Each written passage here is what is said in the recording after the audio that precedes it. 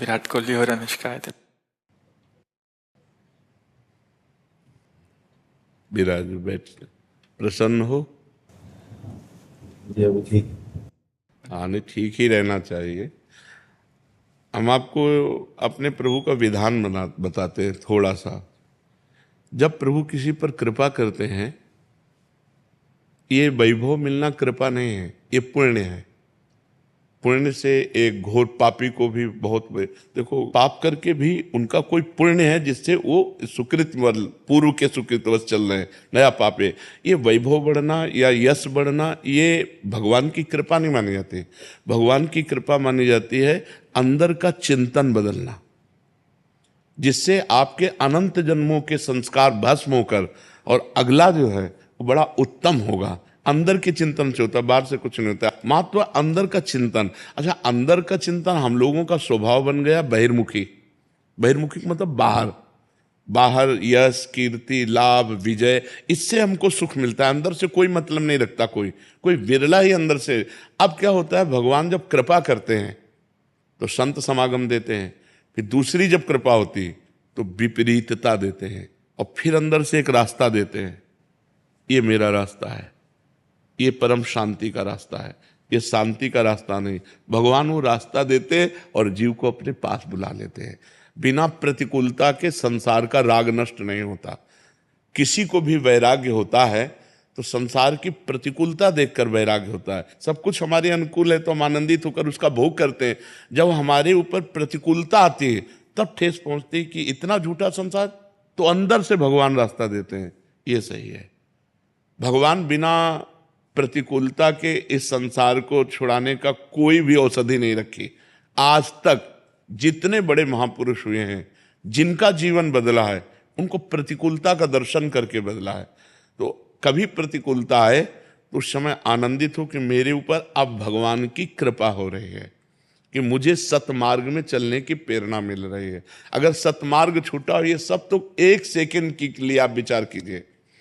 अब अपना सुधार कर लो, अपने जीवन को सत्य में ले आओ, तो अगला जो होगा वो बहुत जोर का होगा। चाहे जन्म हो तो श्रीवान कुलवान धनवान वैभव संपन्न ऐसे, और भक्ति की अनुकूलता, भक्ति की अनुकूलता। खास बात श्रीवान धनवान कुलवान नहीं, खास बात भक्ति की अनुकूलता। अगर इस जन्म में भगवत प्राप्ति नहीं हुई तो भगवान श्री कृष्ण ने गीता में कहा है कि मेरे भक्त का नाश नहीं होता। मैं कुलवान धनवान श्रीवानों के कुल में जन्म देता हूं और फिर पुनः भक्ति का माहौल देता हूं, और पूर्व का जो भजन छूटा हुआ हो वहीं से उसको। अब बिल्कुल ऐसे ही रहो जैसे रह रहे हो, बिल्कुल संसारिक बन करके रहो, लेकिन अंदर का चिंतन आपका बदल जाए। अंदर के चिंतन में आपकी यश की भावना न रह जाए, अंदर के चिंतन में आपको धन बढ़ाने की भावना न रह जाए। अंदर का चिंतन हो जाए, प्रभु बहुत जन्म व्यतीत हो गए, अब एक बार आपसे मिलना चाहती हूँ, एक बार आपसे मिलना चाहते हैं प्रभु, मुझे आप चाहिए, अब संसार नहीं। तो बात बन जाएगी, तो बात बन जाएगी। तो इसलिए आनंद पूर्वक भगवान का नाम जप करो, बिल्कुल चिंता मत करो। बाबा, क्या नाम जप से हो जाएगा पूरा? ये हम अपने जीवन का अनुभव बताते हैं। सांख्य योग और अष्टांग योग और कर्म योग और भक्ति योग, चारों योगों में प्रवेश रहा है। पहले हम सन्यासी रहे हैं 20 वर्ष सन्यासी रहे काशी विश्वनाथ जी। तो हम सांख्य योग, अष्टांग योग, जो अष्टांग योग है ना, अष्टांग योग कर्मयोग, इन तीनों को अच्छी प्रकार जान करके और फिर भक्ति योग में आए हैं। स्वयं भगवान शंकर से बढ़कर कोई ज्ञानी तो नहीं ना, सनकादि से बढ़कर कोई ज्ञानी नहीं। वो हरिशरणम सनकादि हर समय जपते रहते हैं। भगवान शिव राम राम राम राम राम राम जपते रहते हैं।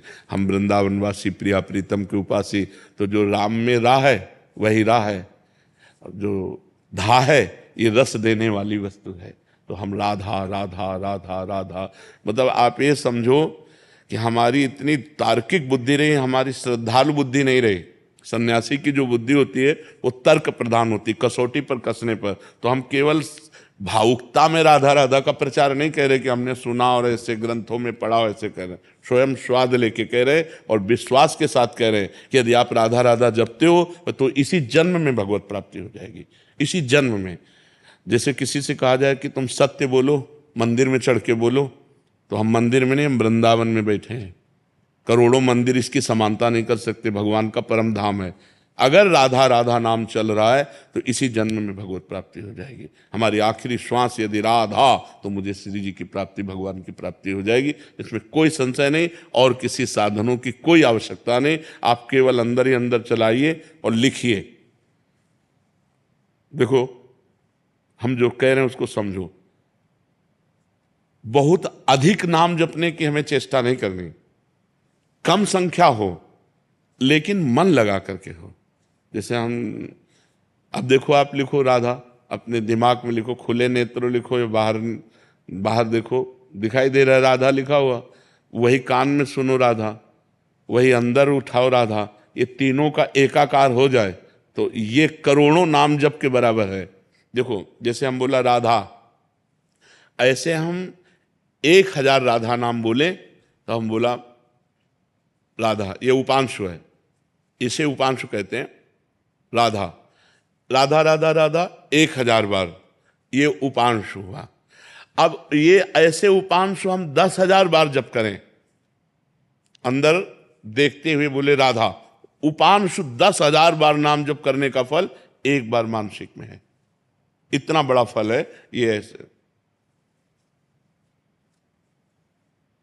राधा राधा राधा चल रहा है, नेत्रों से हम उसे देख रहे हैं, कानों से उसे सुन रहे हैं। आप देखना कि अगर मन भगेगा तो आप लिख नहीं पाओगे राधा नाम, अगर लिख रहे हो तो मन भगेगा नहीं। तो चाहे 10 बार लिखो, 100 बार लिखो, लेकिन एक अभ्यास बनाओ ऐसा कि कुछ समय शांति से स्नान आदि करके बैठ गए और राधा राधा लिख रहे हैं, उसी का चिंतन कर रहे हैं। इसे अपना जीवन बना लो, फिर आप परिणाम में खुद देख लेना। कोई घाटे का सौदा तो है नहीं, ठीक है। ये सखी को दे दे, ठाकुर शिव जी की है।